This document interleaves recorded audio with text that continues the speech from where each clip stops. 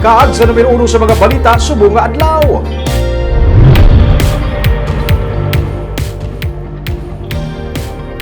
Vaccination sa mga malls, hindi na magbaton sa mga walk-in sumugod buwas nga adlaw. Ini matapos nga gindugok sang tawo kay nasang aga ang tanan nga mga malls nga nagapatigayon sang vaccination.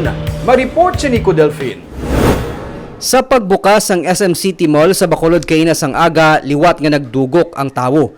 Isang 91 anyos nga si Remedios Hidava sa mga naglinya. Agwanta pang kapoy. Nakapamahaw ka. Nakapamahaw. Pero wala na paiway ang pagbangigay sa mga nagapila kag sa mga nagabantay nga security guard sa Guasang Mall.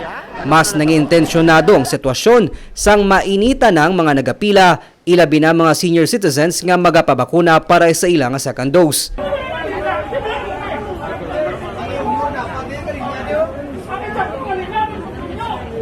Sila magpasunod kaya wala ko magka-social distancing. Yan pa social distancing kaya ang mga tigulang ginagwanta sa init. Kasi kakalipong gani din na itong wheelchair na kuyab-kuyaban yan ko.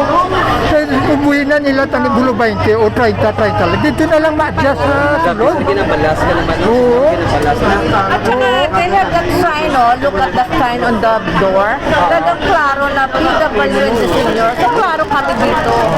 Nahang pa naman sang tagdumalahan sang mall nga madamo ang luyag magpabakuna para mapangapinan batok sa COVID-19. Pero nagapangabay sila nga kuntani magsunod sa minimum health protocol.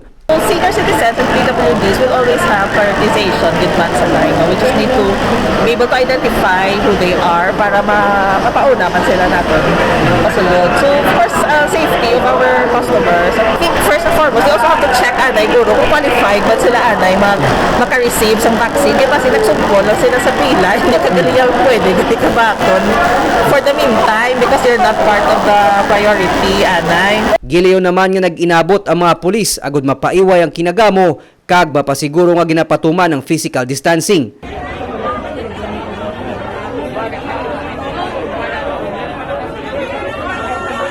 Suno kay Bacolod Emergency Operations Center Executive Director M. Ang, agod nga mapaiway ang tensyon sa mga vaccination center sa mall, ila anay temporaryo nga pauntaton ang pagbaton sa mga walk-ins sumugod buwas nga adlaw.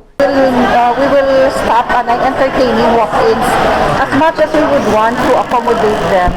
Hindi gidya makaya naton because there's just too many people na kung hindi pa din naton hindi sila mag-cooperate, that we will stop momentarily kay tungod na for their own safety. Kay makita tagid na daw breeding ground dito sa virus kay na ang itsura sa Guasang pila. And the malls cannot control them anymore. Suno kay ang makapila nila ka beses sa ginpanugyan sa mga nagadugok nga kon mahimo magsunod sa minimum health protocol. Ilaman ginsulit-sulit nga kutob lang sa A1, A2, A3 kag A5 nga walk-ins ang sarang nila ma-accommodate. Gindugang paniang nga nagapabilin nga updated ang online registration sa syudad para sa vaccination program. Gani hindi na ginakinahanglan pa ang magpasimpalad para sa bakuna. Hindi magpasimpalan, register di ka mo. It's so easy. Kadasig lang di kayo. It takes just a few minutes. Para sa pamuno sang AOC, ang pagdagsasang tawo sa mga vaccination center, patimaan nga madamo ang nagapati sa benepisyo sang bakuna. Kasubong na lamang ni Lola Remedios nga ginpanghagad pa ang iya apo kag anak para makapabakuna na. Nico Delfin para sa DG Cast Negros.